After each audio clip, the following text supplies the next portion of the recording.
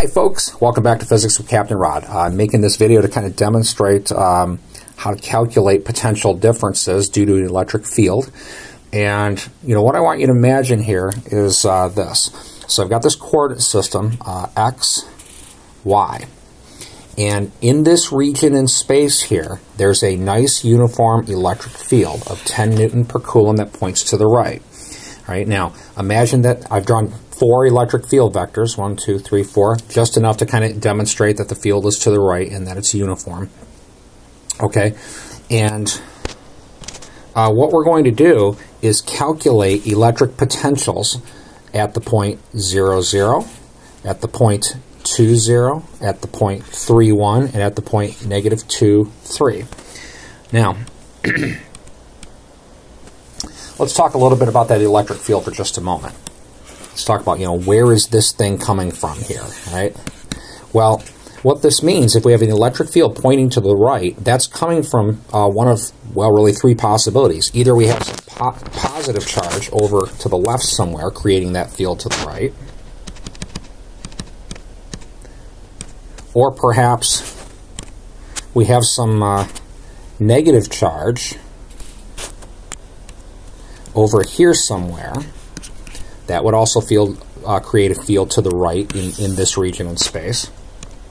Or maybe both at the same time.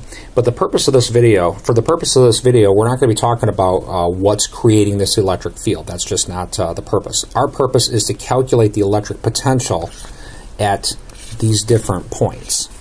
So, how the potential relates to the field. If you watch my video about electric potential, basically, hopefully you understand this, that the change in electric potential is equal to field strength times distance.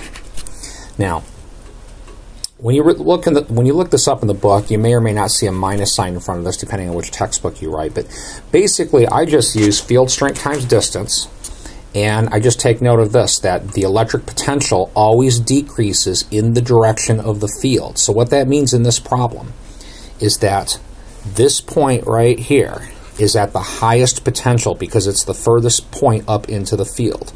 The next highest potential is this one, the next highest potential is this one, and then the last highest potential is this one. So, electric potential increases when you go up into the field. It decreases when you go down with the field. It's kind of like, if you think about gravity. If you watch my last video where I talk about gravitational potential, right?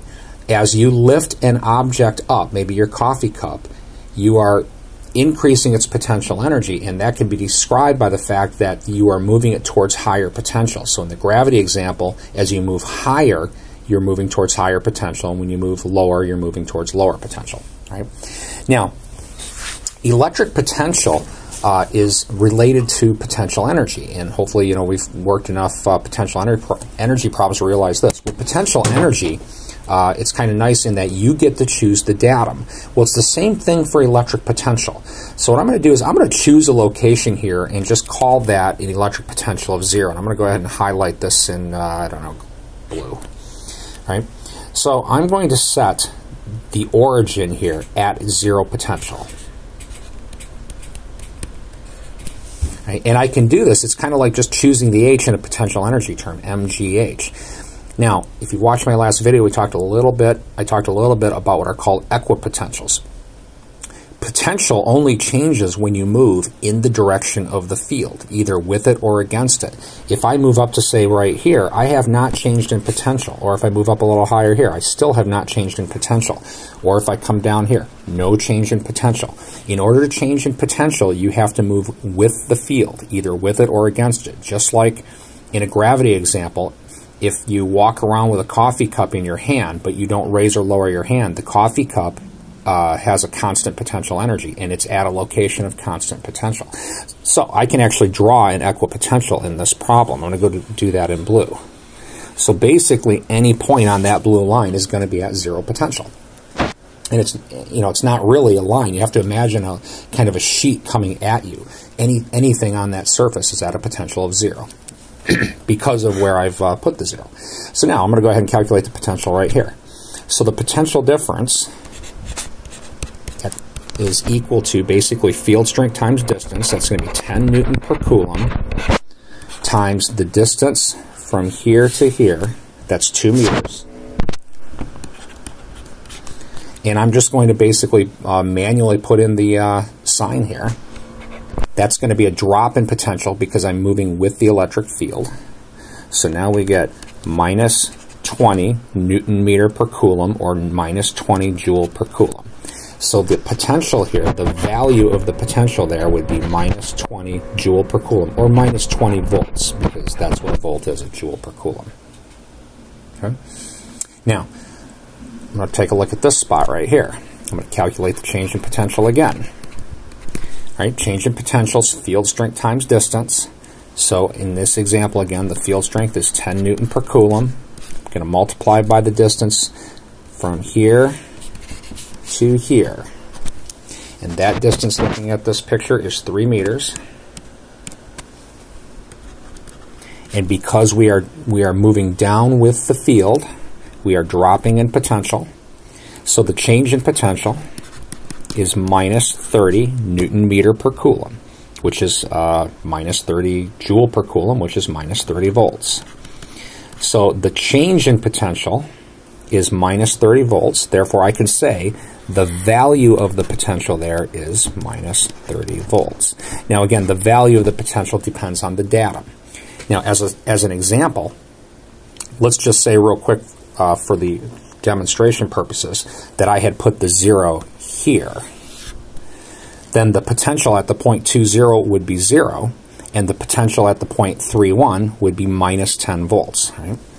So I'm going to go back to where I had my datum. So with the datum over here at the origin, the potential here is minus 20. The potential at this point in space is minus 30. In fact, if I wanted to, I could draw equipotentials through those points. I'm going to go ahead and do that. So this minus 20 volts, if I move up to here, I'm not changing in potential because I'm not moving with the field. Or if I move here, no change in potential, no change in potential, no change in potential. Basically, anywhere on that surface there, the potential would be minus 20 volts. And same thing over here. Anywhere on that line, the potential is minus 30 volts. All right? Let's talk about that last point over on the upper left. So this point right here, when I calculate the potential difference, right? Potential difference, field strength times distance, 10 Newton per coulomb times. Now the distance you need is the distance in the direction of the electric field. The 3 meters, this doesn't do anything. This is just moving up or down. The distance we need is that distance, which is 2 meters.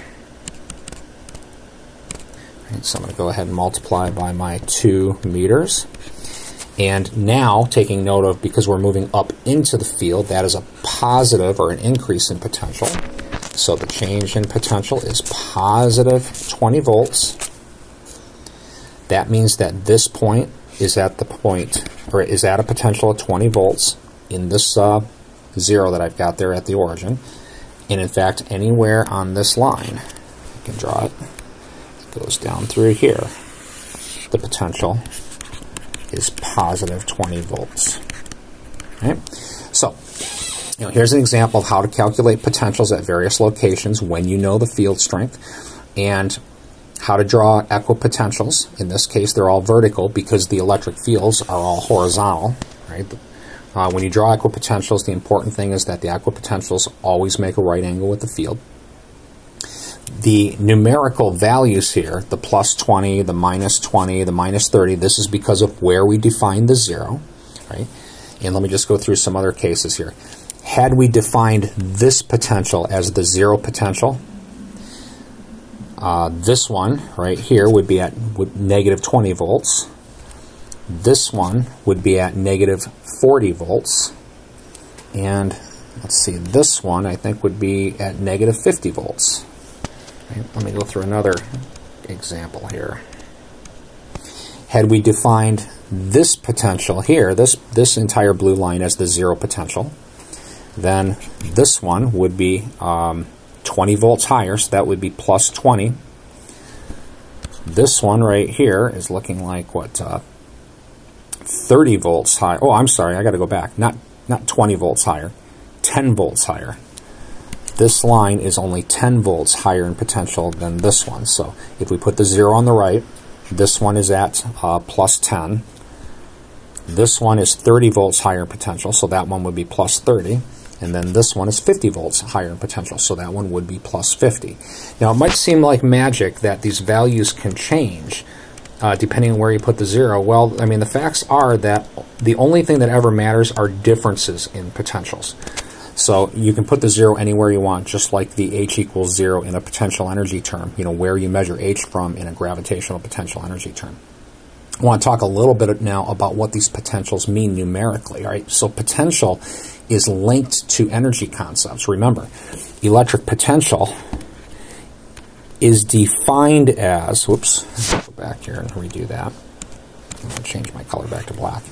Electric potential is defined as potential energy per unit charge. So what that means is this. The potential energy can be calculated by taking charge times potential. So if I put a proton here, right, the potential energy of that proton is going to be the charge, 1.6 times 10 to the minus 19th coulombs, times the potential, which is 20 volts. Now, another unit for a volt is a joule per coulomb. So this product here, right, you multiply it out. I'm not even going to bother multiplying that. But that's how you would calculate the potential energy. If the proton were at this location, we would say its potential energy is 0. If the proton were at this location, its potential energy would be the charge, 1.6 times 10 to the minus 19th, times minus 20. And if the proton were placed anywhere on this blue line, its potential energy would be its charge, 1.6 times 10 to the minus 19th coulombs, times negative 30 volts, and so forth. And what we could use that for is a couple things. One, we can calculate, since we know the potential energy at any location, we can write a work energy equation for the proton, relating its speed. We can also calculate the work done moving this proton around from one potential to another, and so forth. So, I hope that video helps a little bit on how to calculate differences in potential. Again, in this example, we're talking about a nice uniform electric field. Conceptually, you know, these concepts apply to all examples. I just wanted to choose one that was a little easier to follow. So, everybody have a great day.